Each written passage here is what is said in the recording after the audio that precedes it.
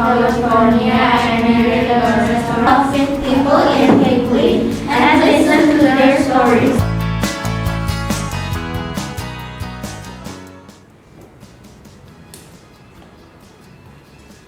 Assalamualaikum warahmatullahi wabarakatuh. Salam hangat bagi seluruh guru-guru hebat di Nusantara. Perkenalkan, nama saya Eko Priyoprasetyo Santoso, guru bahasa Inggris di SMP Islam Terpadu Granada, Kota Tangerang. Pada kesempatan kali ini saya akan berbagi praktik baik tentang pembelajaran berdiferensiasi bagi siswa reguler atau tipikal dan siswa dengan kesulitan belajar dalam mempelajari materi bahasa Inggris simple past tense with verb be. Tujuan pembelajaran merupakan target yang wajib dicapai oleh seluruh peserta didik, mulai dari peserta didik dengan capaian tinggi, peserta didik reguler atau tipikal, dan peserta didik dengan kesulitan belajar. Pada materi naratif teks dan recount teks, seluruh peserta didik harus memiliki pengetahuan awal tentang simple past tense with verb be dan simple past tense with action verb. Dengan pembelajaran berdiferensiasi yang menitik beratkan pada diferensiasi proses dan produk, diharapkan peserta didik reguler atau tipikal dan peserta didik dengan kesulitan belajar mampu mencapai tujuan pembelajaran pada materi simple past tense with verb be. Tantangan yang dihadapi selama pembelajaran bahasa Inggris di kelas diantaranya: yang pertama, peserta didik reguler atau tipikal memiliki sedikit kendala dalam memahami konsep pasangan subjek dan verb be. Yang kedua, peserta didik dengan kesulitan belajar memiliki kesulitan memahami konsep pasangan subjek dan verb be.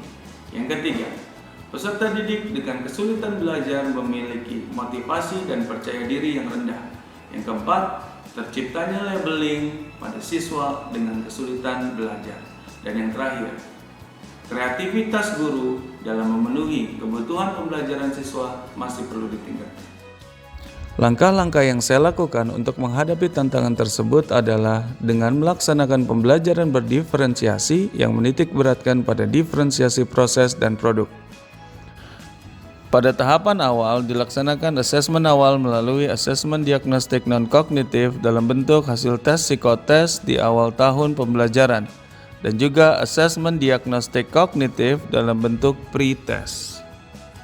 Lalu, saat pelaksanaan pembelajaran di kelas, peserta didik dikelompokkan menjadi dua kelompok, yaitu kelompok satu yang terdiri dari peserta didik dengan pencapaian tinggi dan kelompok dua yang terdiri dari peserta didik reguler atau tipikal dan peserta didik dengan kesulitan belajar. Pada langkah kedua, untuk memahami konsep pasangan subjek dan verb be, peserta didik reguler atau tipikal dan peserta didik dengan kesulitan belajar diberikan konsep jodoh. Kata jodoh berkaitan erat dengan pengalaman siswa SMP di masa pubertas. Hal ini mempermudah siswa dalam memahami konsep jodoh pada simple past tense with verb be. Di tahap ketiga, istilah subject, verb be, adjective atau adverb yang menjadi hambatan siswa dalam memahami pola kalimat diganti dengan angka 1, 2, dan 3. Rinciannya adalah sebagai berikut. 1 sama dengan subject, 2 sama dengan verb be, 3 sama dengan adjective atau adverb. Selanjutnya, subject, verb be, adjective atau adverb yang sudah dirubah ke dalam pola angka 1, 2, dan 3 dijabarkan ke dalam bentuk kalimat positif atau afirmatif, negatif, dan question atau interrogatif.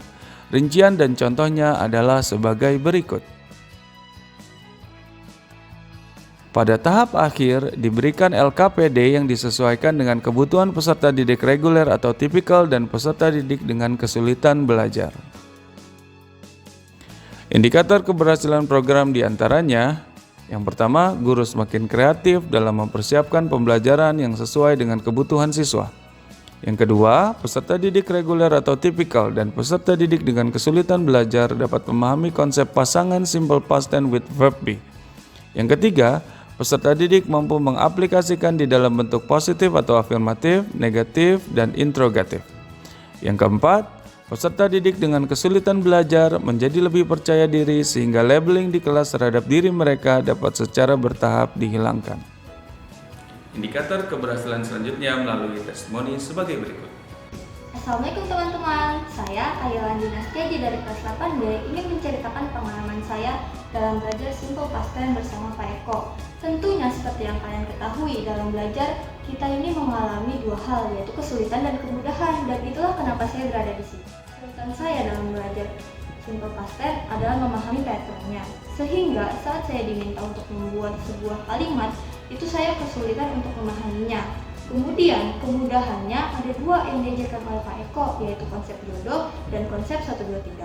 Konsep 123 mempermudah saya dalam membuat kalimat positif, negatif, dan juga interrogatif. Sedangkan konsep jodoh mempermudah saya dalam membuat atau memahami pasangan verb be dalam membuat kalimat. Sehingga dengan kemudahan ini saya berharap bisa membuat saya lancar atau mempertajam kemampuan saya dalam belajar berbahasa Inggris dalam hal materi maupun pembicaraan. Terima kasih. Wassalamualaikum warahmatullahi wabarakatuh. Demikian praktik baik dari saya, semoga dapat bermanfaat dan menginspirasi.